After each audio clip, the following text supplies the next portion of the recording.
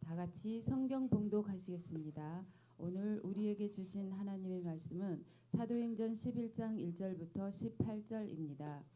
유대에 있는 사도들과 형제들이 이방인들도 하나님의 말씀을 받았다 함을 들었더니 베드로가 예루살렘에 올라갔을 때에 할례자들이 비난하여 이르되 내가 무할례자의 집에 들어가 함께 먹었다 하니 베드로가 그들에게 이 일을 차례로 설명하여 이르되 내가 욥바시에서 기도할 때에 황홀한 중에 환상을 보니 큰 보자기 같은 그릇이 내 귀에 매어 하늘로부터 내리어 내 앞에까지 드리워지거늘 이것을 주목하여 보니 땅에 네 발 달린 것과 들짐승과 기는 것과 공중에 나는 것들이 보이더라. 또 들으니 소리내어 내게 이르되 베드로야 일어나 잡아먹으라 하거늘 내가 이르되 주님 그럴 수 없나이다. 속되거나 깨끗하지 아니한 것은 결코 내 입에 들어갈 일이 없나이다 하니 또 하늘로부터 두 번째 소리 있어 내게 이르되 하나님이 깨끗하게 하신 것을 내가 속되다고 하지 말라 하더라. 이런 일이 세 번 있은 후에 모든 것이 다시 하늘로 끌려 올라가더라. 마침 세 사람이 내가 유숙한 집 앞에 서 있으니 가이사라에서 내게로 보낸 사람이라. 성령이 내게 명하사 아무 의심 말고 함께 가라 하시매 이 여섯 형제도 나와 함께 가서 그 사람의 집에 들어가니 그가 우리에게 말하기를 천사가 내 집에 서서 말하되 내가 사람을 요바에 보내어 베드로라 하는 시몬을 청하라.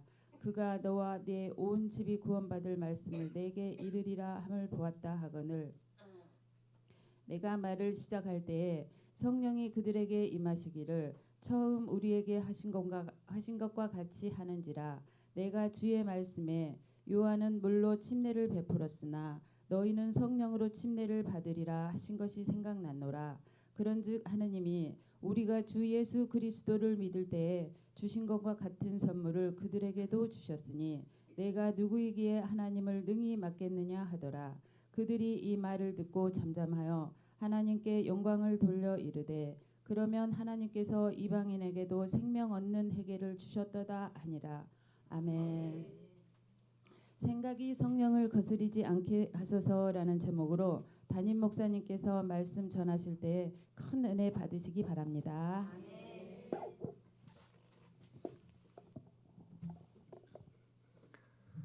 이 시간 잠깐 먼저 기도하도록 하겠습니다. 하나님 아버지, 이 시간 우리와 함께 있어야 할, 함께 보여야 할 사람들이 보이지 않을 때가 참 많습니다.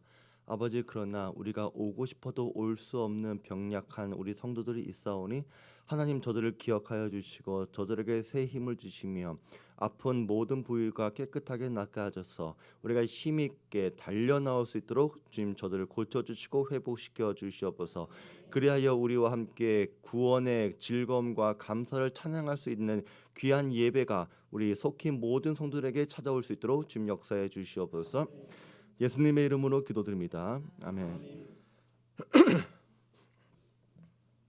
원래 오늘 본문은 사도행전 10장 23절부터인데 본문의 내용이 많기 때문에 우리 장숙기 성도님한테 11장부터 읽어달라 말씀을 드렸습니다. 원래 오늘 성경 봉독을 하실 분이 우리 김희순 집사님이세요. 제가 금요일날 물어봤는데 성경 봉독하신 분이 김희순 집사님이다 말씀하셔가지고 우리 김희순 집사님이시라면 뭐 잘 봉독하시겠다 싶었는데 우리 수요일날 교통사고를 당하셨는데 거기 이제 좀 뭐 크게 다치신 건 아닌데 그래도 혹시 이게 머리 쪽에 조금 충격이 있어서 지금 입원 중에 계십니다. 그래서 오늘 못 나오셔가지고 우리 장숙기 성도님이 읽어주셨는데 뭐 우리 김희수 집사님뿐만이 아니라 뭐 우리 교회 아프신 지체분들이 많으시죠.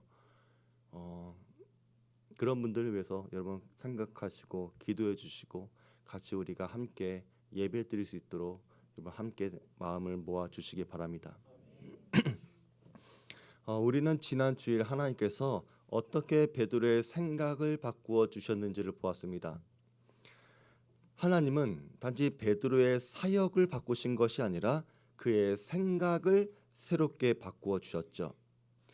예수님을 믿는다라고 하는 것은 그저 특정한 종교를 선택하는 것, 특정한 종교를 믿는 것이 아닙니다. 그것은 하나님께서 우리의 관점과 우리의 전제와 우리의 가치 체계를 완전히 다시 세우시는 일입니다. 하나님은 우리가 만들어둔 기준 안으로 들어오시는 분이 아니십니다. 오히려 우리가 그분의 기준 안으로 들어가야 하는 것입니다. 복음은 우리가 가진 세상의 언어로 하나님을 해석하는 것이 아니라 하나님의 언어로 세상을 다시 해석하는 것입니다. 이것이 복음적인 회심입니다. 그래서 여러분이 하나님을 믿게 되었다면 세상을 판단하는 기준이 달라져야 되고 사람을 바라보는 태도가 달라져야 되고 하나님을 이해하는 깊이가 달라지셔야 합니다. 오늘 성경은 한 사람의 변화가 실제 우리 역사에서 어떠한 영향을 끼쳤는지를 보여줄 것입니다. 하나님은 한 사람의 변화를 통해 교회의 구조를 바꾸는 힘으로 선교의 방향을 새롭게 하는 능력으로 역사의 물줄기를 돌리실 것입니다. 베드로는 환상과 고넬료가 보낸 사람들로 인해서 가이사랴에 있는 고넬료를 만나러 갔습니다. 근데 성경은 여기서 베드로 혼자 갔다고 말하지 않습니다. 요파에서 온 어떤 형제들을 함께 데리고 갔습니다. 이것은 베드로가 의도한 것인지 아닌지는 알 수 없어도 베드로의 생각과 계획보다 더 놀라운 하나님의 섭리가 이 속에 담겨 있습니다. 먼저 이 사람들은 할례 받은 사람들이었고 나중에 우리가 보겠지만 베드로가 고넬료의 만남과 교제 때문에 예루살렘 교회 앞에서 자신을 변론하는 일이 생깁니다. 그때 바로 이 형제들이 하나님이 하신 일에 대한 증인이 되어줄 것입니다. 이들이 아니었다면 베드로도 유대인 성도들 때문에 자칫 곤란한 일을 당할 수도 있었을 것입니다. 두 번째는 여러분도 아셔야 할 일인데 신앙의 체험이 개인의 감동으로만 남을 때 그 체험은 확인할 수도 검증할 수도 없습니다. 하지만 공동체 안에서 분별되고 확인될 때 그 개인의 경험이 하나님의 일하심으로 해석되어지는 것입니다. 그러니까 결코 여러분의 개인의 경험을 가지고 말하시면 안 됩니다. 반드시 여러 사람의 증인이 여러분 곁에 있으셔야 합니다. 신앙은 혼자 꾸는 꿈이 아닙니다. 하나님은 늘 공동체를 통해서 당신의 일을 증언하게 하십니다. 그래서 교회가 중요한 것입니다. 그리고 오늘 베드로의 동행이 바로 이것을 말하고 있습니다. 베드로가 가이사랴에 올 때까지 고넬료는 나흘 동안 기다렸습니다. 하지만 이 시간은 단순한 대기 시간이 아니었습니다. 하나님께서 믿음을 익히는 시간, 말씀의 약속이 가슴속에서 인내로 성숙해지는 시간이었습니다. 고넬료는 하나님의 응답을 믿었고 곧바로 행동했습니다. 사람을 보내고 자신이 하나님이 말씀하신 그 사람을 맞이할 준비를 했습니다. 그러나 그 믿음 안에도 여전히 인간의 한계와 미숙함은 있었다는 것입니다. 베드로가 그의 집에 올 때 고넬료는 엎드려 절했습니다. 이것은 단순한 예의의 표현이 아니라 깊은 존경, 기대, 그리고 종교적인 경외심이 담긴 행동이었습니다. 로마의 장교가 한낱 유대인 어부한테 무릎을 꿇는다. 그 자체만으로도 상상하기 어려운 일이 일어난 것이죠. 하지만 고넬료는 경외하는 방향이 틀렸다는 것입니다. 고넬료는 하나님의 일꾼을 하나님 자체로 착각한 것입니다.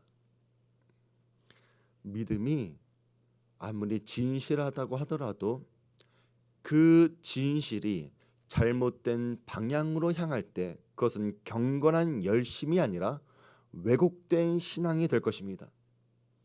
열심은 좋지만 방향이 틀리면 파괴적입니다.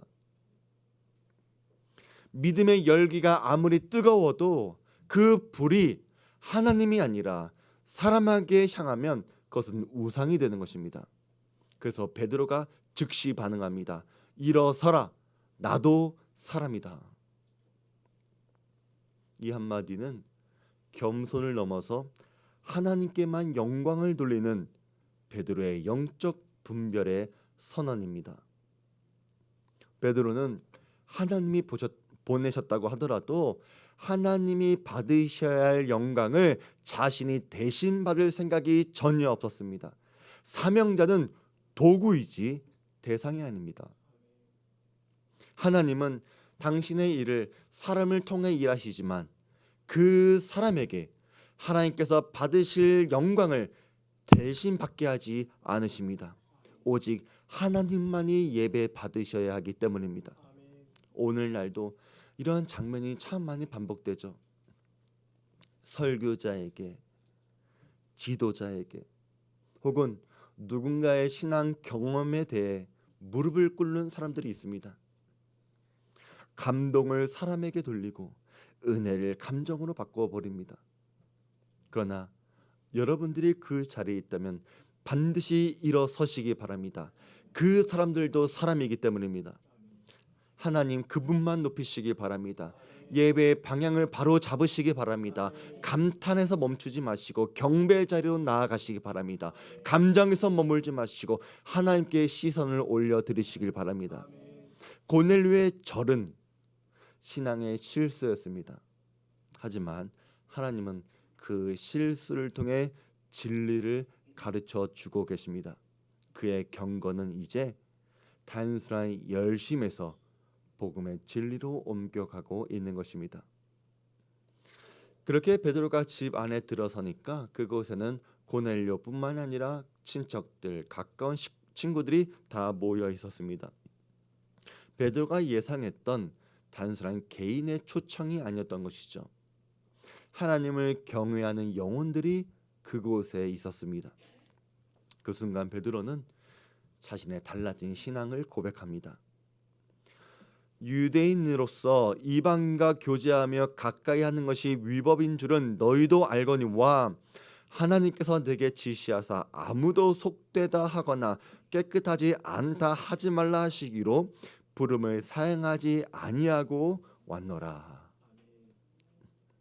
이 짧은 고백 속에는 베드로의 신앙이 얼마나 깊이 변했는지가 담겨져 있습니다. 베드로는 더 이상 율법의 경계 안에 머물지 않습니다. 하나님이 보여주신 환상을 사람의 관계 속에서 이해하고 있는 것입니다.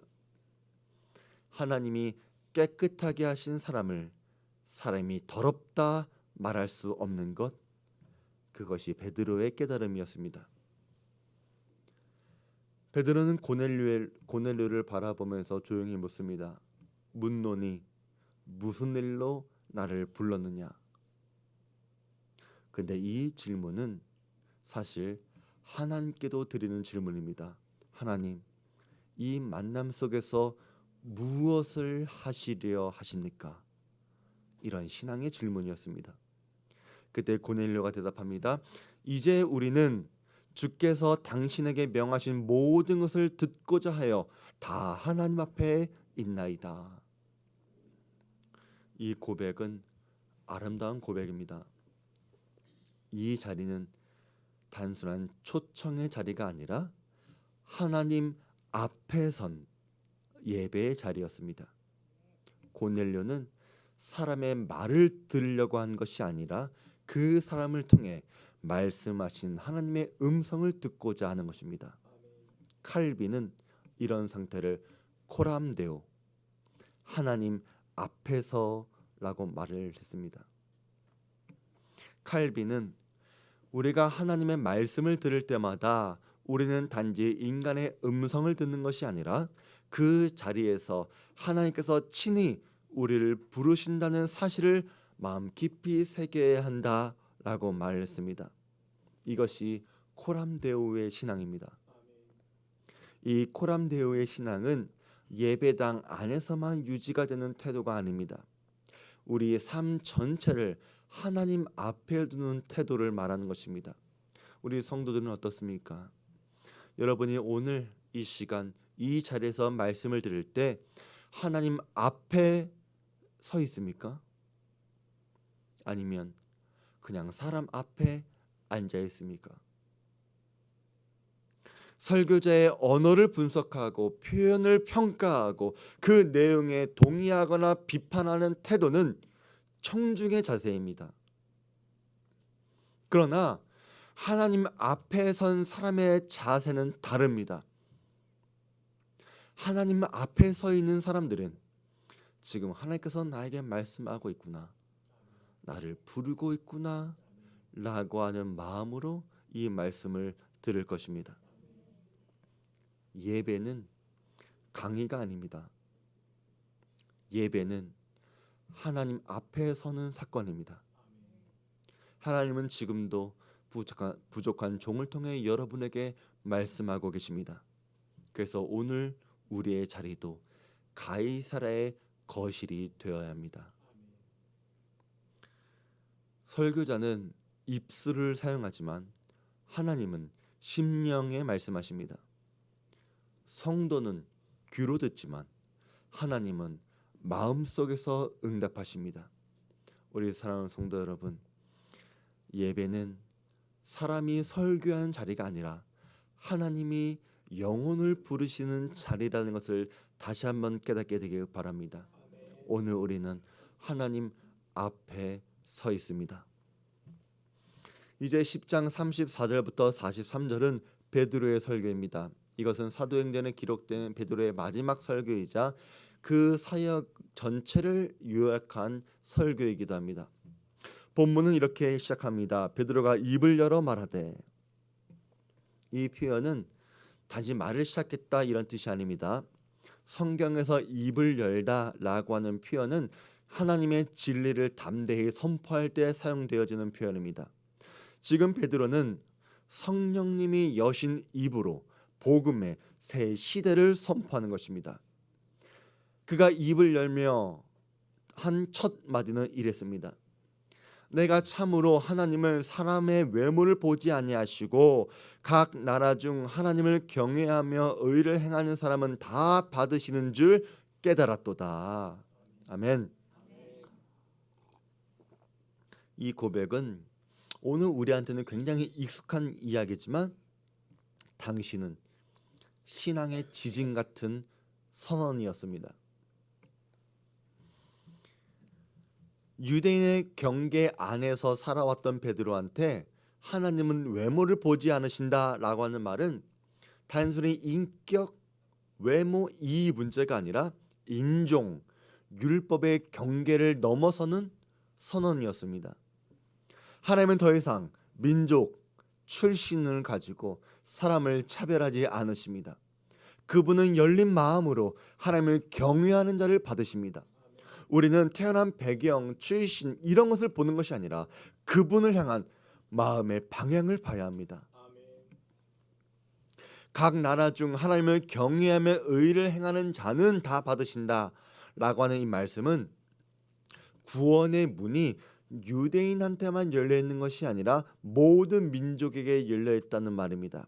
여기서 하나님을 경외하는 자, 이 헬라어 표현은 세보메노이톤 테온이라고 한 단어인데 이것은 회당 주변에 머물면서 유대교로 완전히 개종하진 않았지만 하나님을 진심으로 경외하는 자, 이방 경건자들, 이 사람들한테 이 하나님을 경외하는 자들 이렇게 표현이 붙여진 것입니다.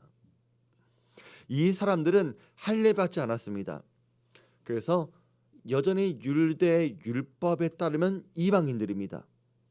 유대인 시선에서 보면 구원에서 배제된 사람들이 하나님을 경외하는 자, 이 사람들이었습니다.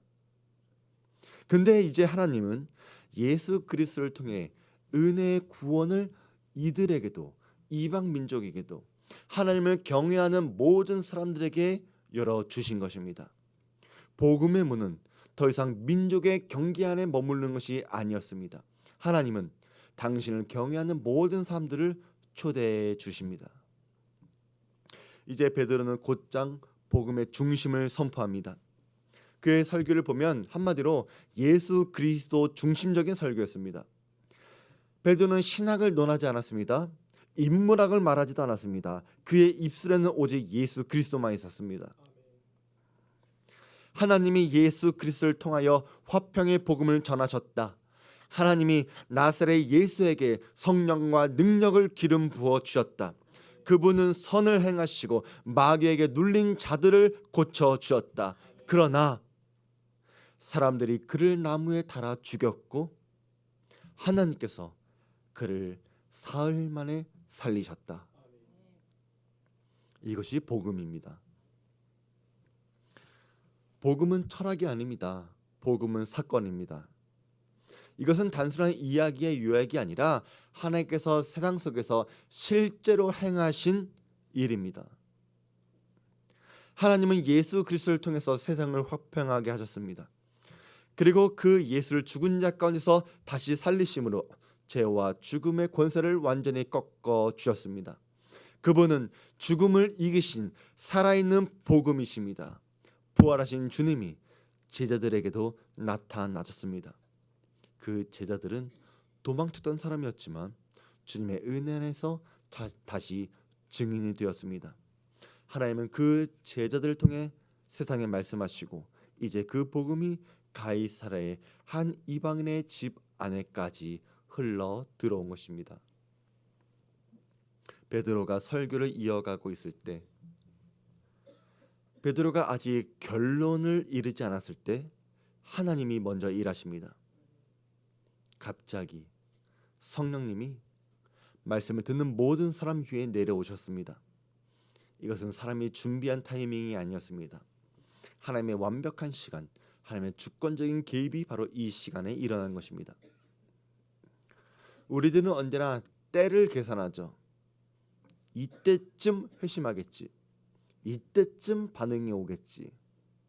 하지만 성령님은 우리의 예상을 기다리지 않으십니다. 그분은 인간의 계획보다 한 걸음 앞서 계시고 사람의 설교보다 먼저 마음에 말씀하십니다. 하나님이 일하실 때 사람의 순서는 무너지는 것입니다. 사람들은 놀랄 수밖에 없었습니다. 유대인 신자들이 보는 앞에서 베드로가 오순절에 경험했던 그 일이 가이사랴 이방인의 집 안에서도 일어나고 있었기 때문입니다. 후에 베드로는 이 일을 이렇게 회상합니다. 내가 말을 시작할 때에 성령이 그들에게 임하시기를 처음 우리에게 하신 것과 같이 하는지라. 여기서 내가 말을 시작할 때에 라고 하는 것은 말씀이 끝난 다음이 아닙니다. 하나님은 우리가 일할 때 쉬는 분이 아니시고 우리가 말할 때에도 하나님은 일하십니다.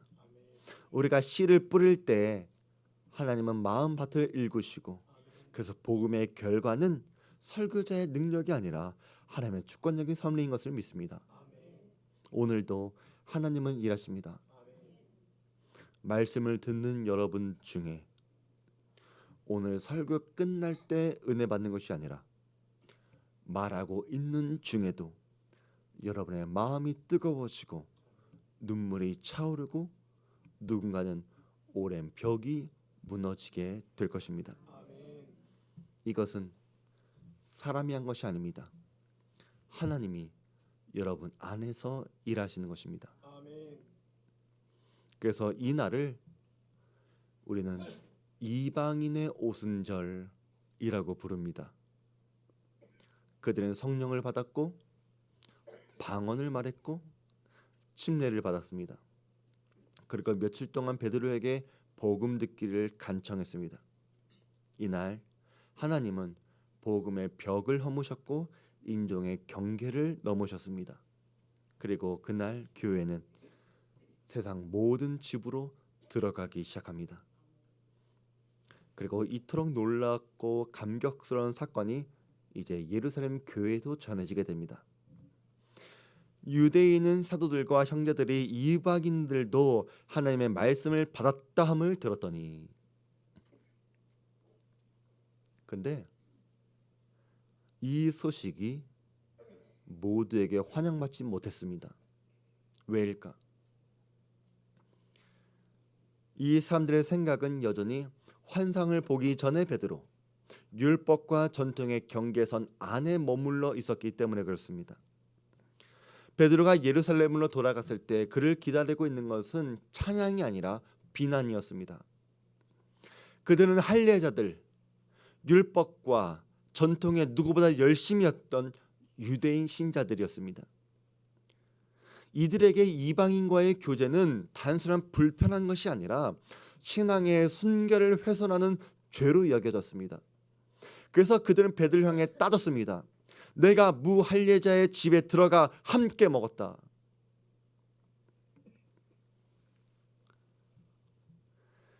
이 한 문장에 그들의 신앙의 한계가 그대로 드러난 것입니다.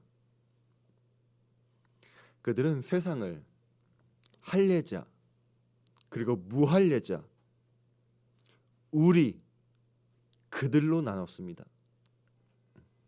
하나님의 눈으로 세상을 보지 못하고 자기 기준을 울타리로 사람을 재단한 것입니다. 우리 성도들은 아셔야 합니다. 신앙은, 기독교는 구분의 종교가 아니라 포용의 종교입니다. 하나님은 사람을 구분하신 적이 없습니다. 근데 우리의 구분이 하나님을 대신했다는 것입니다. 그들은 율법을 지켰다라고 말하지만 사실은 하나님의 마음을 잃어버렸습니다. 율법을 붙잡았지만 사랑을 놓쳤고, 전통을 지켰지만 복음은 잃어버렸습니다. 혹시 오늘도 우리도 그렇지 않습니까? 교회 안에서, 신앙 안에서 여전히 우리와 그들을 구분하고 있지는 않습니까? 이 사람은 교회에 어울리고 저 사람은 좀 안 어울리는 것 같아. 저런 배경의 사람은 내가 이해하기 어렵고 또 저 생각은 틀렸어. 그렇게 말하는 순간 우리도 할례자의 자리에 있는 것입니다. 하나님은 오늘 장면을 통해 우리에게 말씀하십니다. 너희의 구분이 복음을 막고 있지 않은가? 내가 깨끗하다 말한 사람을 너가 속되다 하지 않는가? 복음은 사람을 나누는 종교가 아닙니다. 복음은 하나님께서 모든 경계를 넘어오신 사건입니다. 예수님께서 성전의 휘장을 찢으셨을 때 그것은 단지 성소와 지성소를 나눈 천이 찢어진 것이 아니라 하나님과 인간 사이의 모든 벽이 무너진 것입니다.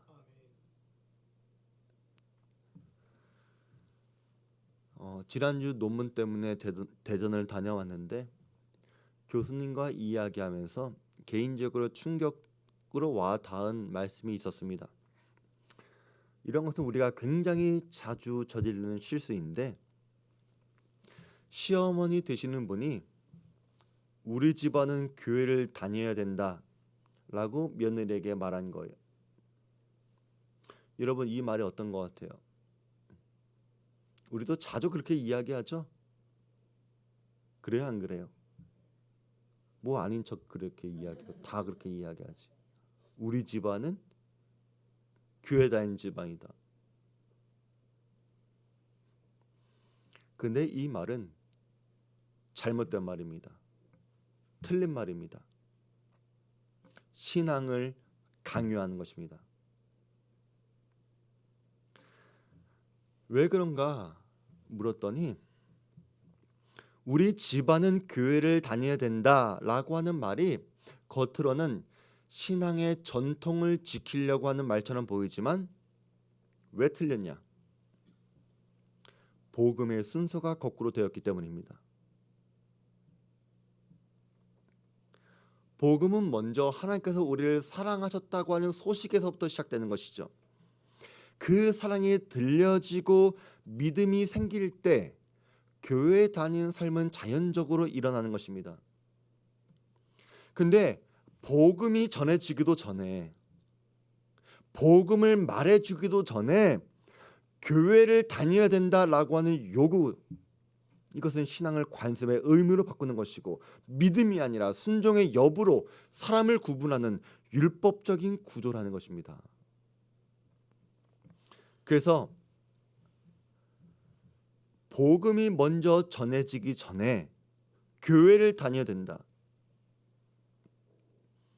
복음이 없는 행위는 제대로 된 접근이 아니라는 것입니다. 두 번째로, 우리 집안은, 여러분 이런 표현이 어디서 나온 것 같습니까? 유교적인 전통, 유교적인 정신에서 나온 거예요. 가문의 권위, 혈통 중심이 여기에 깔려 있는 것입니다.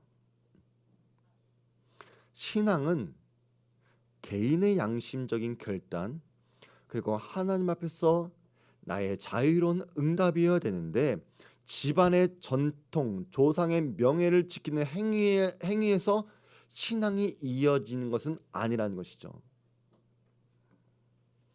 기독교의 복음은 혈연이나 가문의 울타리를 넘어서는 새로운 공동체를 만드는 것입니다. 그래서 복음 안에서는 우리 집안은 이렇게 해야 된다라고 말하는 것이 아니라 우리 하나님께서 우리를 이렇게 하셨다, 여기서부터 시작되어야 합니다. 그래서 저는 여러분도 알았으면 좋겠습니다. 여러분들이 진실로 복음을 살아내는 사람이라면 너희와 우리를 구분하는 습관부터 버리시기 바랍니다. 할례자들이 무할례자들과 할례자를 구분짓고 유대인과 이방인을 구분지었던 것처럼 교회 다니는 사람과 교회 다니지 않는 사람을 나누지도 마시고 그들을 우리의 품으로 품을 때 강요가 아니라 복음으로서의 초대가 일어나는 것입니다. 동시에 우리는 확신을 가져야 합니다. 오늘 본문의 사건의 본질은 베드로가 이방인의 집에 들어갔다가 아닙니다. 하나님께서 이방인에게도 구원의 은혜를 베푸셨다, 이것입니다. 유대인과 이방인이 그리스도 안에서 한 가족이 될 수 있는 것처럼 불신자와의 교제가 불가피하다면 그들에게도 구원의 은혜를 베푸시는 하나님의 선하심을 신뢰하라는 것입니다. 예루살렘 교회 안에 있는 형제들은 이 본질을 보지 못했습니다. 율법을 어긴 베드로만 보였고 새 일을 행하신 하나님을 보지 못했습니다. 베드로는 이 일을 담담하게 말합니다. 이것이 11장 5절부터의 내용입니다. 먼저 베드로가 본 환상, 고넬료의 사람들, 그리고 성령의 임재, 이 일은 우리가 방금 사도행전 10장에서 본 내용들입니다. 근데 다른 한 가지가 있는데 12절입니다. 성령이 내게 명하사 아무 의심 말고 함께 가라 하시매 이 6 형제도 나와 함께 가서 그 사람의 집에 들어가니. 베드로는 지금 이 일이 자신의 판단이 아니라 성령의 인도하심이라고 말하는 것입니다. 또 하나 6 형제들도 함께 갔다는 것입니다. 당시 중요한 사건을 입증하려면 7명의 증인이 필요합니다. 베드로가 이것을 의도했는지는 알 수 없어도 하나님은 법적, 공동체적으로 흠잡을 수 없는 증거 구조를 이미 준비해 주셨던 것입니다. 놀라운 것은 이 일을 들은 예루살렘의 성도의 반응입니다. 그들이 이 말을 듣고 잠잠하여 하나님께 영광을 돌려 이르되 그러면 하나님께서 이방인에게도 생명 얻는 회개를 주셨도다 하니라. 아멘. 이 사람들은 원래 비난으로 시작했지만 찬양으로 끝이 났습니다. 그들의 논쟁이 예배로 바뀐 것입니다. 오늘날 우리도 교회 안에서 다투는 일들이 일어나겠지만 하나님은 그 다툼 속에서도 교회를 성숙하게 하실 것입니다. 하나님은 사람들의 불완전한 시선 속에서도 당신의 완전한 구원을 이루시는 분이십니다. 그래서 여러분들은 스스로 질문을 던져보시기 바랍니다. 나는 지금 성령님에 순종하고 있는가? 아니면 내 생각으로 성령을 막고 있는가? 하나님이 여신 길이라면 누구도 막을 수 없습니다. 그렇다면 오늘 우리는 이 고넬료의 사건을 통해 무엇을 붙잡아야 합니까? 이 이방인의 첫 오순절, 이것은 모든 민족이 같은 성령으로 침례를 받고 같은 하나님의 은혜를 누리는 가족이 되었음을 말하는 것입니다. 그래서 교회 안에서는 어떤 형태의 차별이 있어서는 안 됩니다. 하나님은 아무도 속되다 하지 않으셨습니다. 그래서 우리도 나눠서는 안 됩니다. 피부, 학력, 나이, 재정, 직업, 정치 성향, 심지어 교회 출석 연수로 사람을 나눠서는 안 됩니다. 복음은 사람을 밀어내지 않습니다. 죄인이 들어와서 거룩해 줄 수 있는 곳, 그곳이 교회입니다. 우리 주안교회는 문턱이 높은 교회가 되지 않길 바랍니다.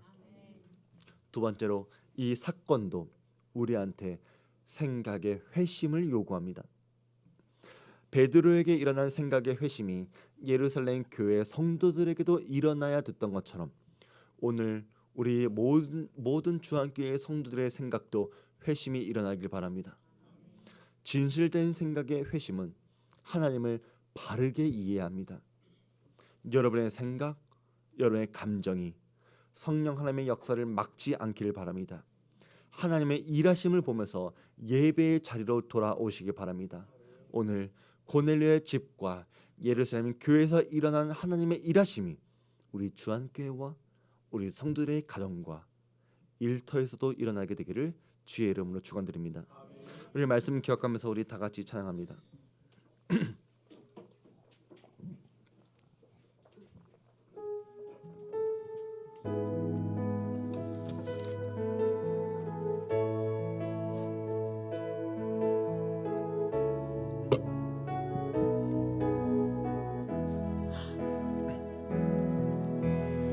내게로부터 눈을 들어 주를 보기 시작할 때 주의 일을 보겠네.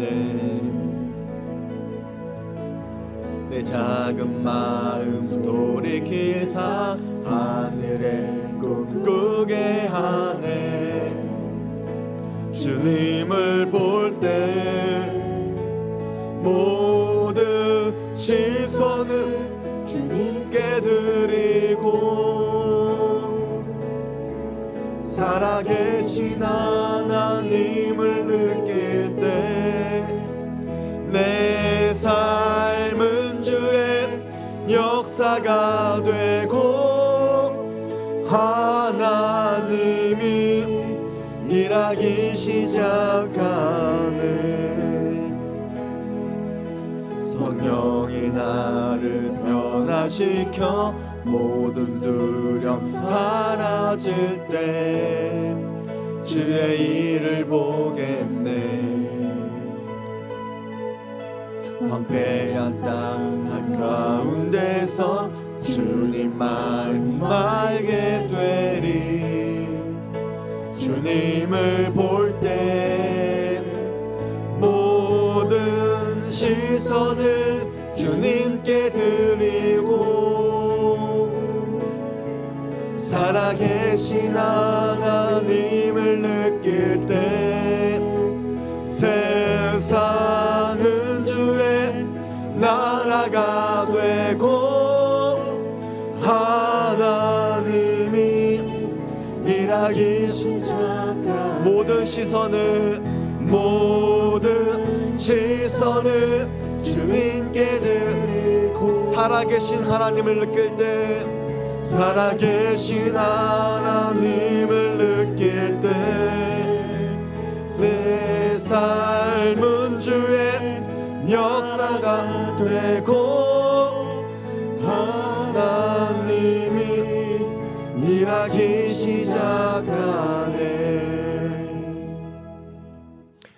베드로의 생각을 바꿔주신 하나님 아버지, 오늘도 우리의 생각에 하나님을 거스르지 않게 하여 주시옵소서. 성령 하나님의 감동과 인도하심에 순종했던 베드로와 고넬을 통해 복음의 문이 세상에 활짝 열려진 것처럼 우리의 생각과 고집을 내려놓고 주의 말씀에 순종할 때 한 사람의 변화로 우리 주한교회와 이 지역과 이 나라와 민족 그리고 열방에 하나님의 이름이 영광받게 하여 주시옵소서. 그러기 위하여 먼저 내 안에 있는 편견과 차별을 깨뜨리게 하시고 온유하고 부드러운 사람이 되게 하시며 하나님이 거룩하다 하신 것을 속되다 하지 않는 마음을 주시옵소서. 오직 기준이 주님만 되게 하여 주시옵소서. 이제는 우리 구주 예수 그리스도의 은혜와 지극히 크신 하나님의 사랑하심과 성령 하나님의 감동감만 내주 위로 교통하심의 은혜가 나의 생각보다 주의 말씀에 순종하며 살아가기를 결단한 우리 사는 모든 주한교회 성도들 위에와 저들의 가정과 직장과 사업 위에 지금부터 영원함께 있을지어다. 아멘.